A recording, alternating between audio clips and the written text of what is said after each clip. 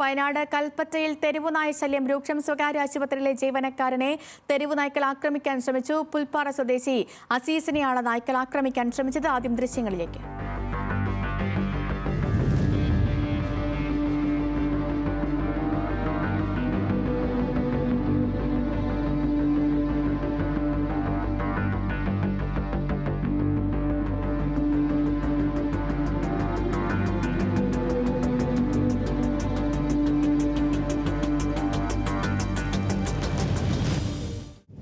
വിവരങ്ങളുമായി രതീഷ് വാസവൻ ചേർന്നു. രതീഷ്, ഒന്നല്ല ഒരു കൂട്ടം നായ്ക്കൾ ഒന്നിച്ചാണ് ആക്രമിക്കാൻ എത്തിയത്. മനോധൈര്യം കൊണ്ട് മാത്രം ആക്രമത്തിൽ നിന്നും അദ്ദേഹം രക്ഷപ്പെട്ടതാണ്. ഇത് സ്ഥിരമായി നായശല്യമുള്ള മേഖലയാണോ?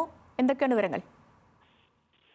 സേതുലക്ഷ്മി, ഇത് വയനാട്ടിലെ പ്രധാന നഗരങ്ങളിലെല്ലാം നിത്യ കാഴ്ചയായി മാറുകയാണ്. കാരണം ജില്ലയിലെ ABC കേന്ദ്രങ്ങളൊന്നും സജീവമായി പ്രവർത്തിക്കാത്തതിനാണ് ഇത് പ്രധാനമായ പ്രശ്നം. സുൽത്താൻ ബത്തേരിയിലും മാനന്തവാടിയിലും കൽപ്പറ്റയിലുമൊക്കെ ജില്ലാ ആസ്ഥാനങ്ങളിൽ, നഗരാസ്ഥാനങ്ങളിൽ സ്ഥിരമാണ് ഈ നായ്ക്കൂട്ടം, വലിയ തെരുവ് നായ്ക്കൂട്ടത്തിന്റെ ദൃശ്യങ്ങൾ. ഈ പ്രദേശങ്ങളിലൊക്കെ തന്നെ ഇത് പലപ്പോഴും ആളുകളെ ഓടിക്കാറൊക്കെ ഉണ്ട്. എന്നാൽ അപകടങ്ങൾ അധികം ആളുകളെ ആക്രമിച്ച ഒരു സാഹചര്യം ഉണ്ടായിട്ടില്ല. എന്തായാലും ഈ കഴിഞ്ഞ വെള്ളിയാഴ്ചയാണ് കൽപ്പറ്റ നഗരത്തിലെ സ്വകാര്യ ആശുപത്രിയിലെ ജീവനക്കാരനായ പുൽപ്പാറ സ്വദേശിയായിട്ടുള്ള അഫീസ് ഇത്തരത്തിൽ ആശുപത്രിയിലേക്ക് വരുന്ന വഴി ഈ നായ്ക്കളെ ഒരു സംഘം ആക്രമിക്കാൻ ശ്രമിച്ചത്. എന്തായാലും അദ്ദേഹം ആ ധൈര്യം കൈവിടാതെ കല്ലെടുത്തെറിഞ്ഞ് അവയെ അകറ്റി രക്ഷപ്പെടുകയാണ് ചെയ്തത്. പക്ഷേ ആ സാഹചര്യത്തിൽ ഒരു പ്രായമുള്ള ആളോ അല്ലെങ്കിൽ ചെറിയ കുട്ടിയോ അയാൾ ആ സംഭവം വലിയ അപകടങ്ങളിലേക്കും വലിയ സംഭവം ദുരന്തങ്ങളിലേക്കും പോകുമായിരുന്നു എന്നതാണ് ഈ ആശങ്ക വർദ്ധിപ്പിക്കുന്നത്. എന്തായാലും ABC കേന്ദ്രങ്ങൾ ശക്തമാക്കാതെ ഈ നായ്ക്കളുടെ വന്ധീകരണം ഉൾപ്പെടെ ആ രീതിയിലേക്ക് കാര്യങ്ങൾ പോകാതെ ഇതിന് ഒരു അറുതി വരില്ല എന്നുള്ളതാണ് വളരെ പ്രധാനപ്പെട്ട കാര്യം.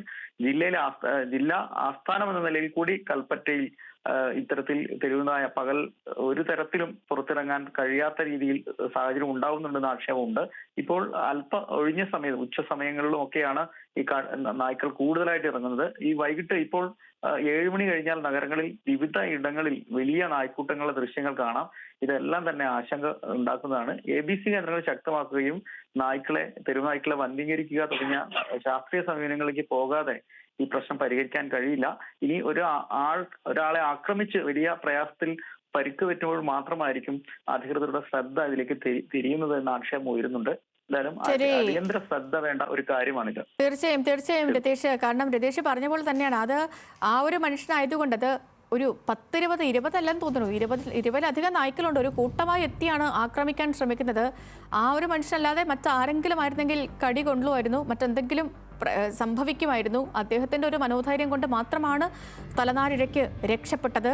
അധികൃതരുടെ ശ്രദ്ധ അതിവേഗം ഇതിലേക്ക് പതിക്കും എന്ന് തന്നെ പ്രതീക്ഷിക്കാം.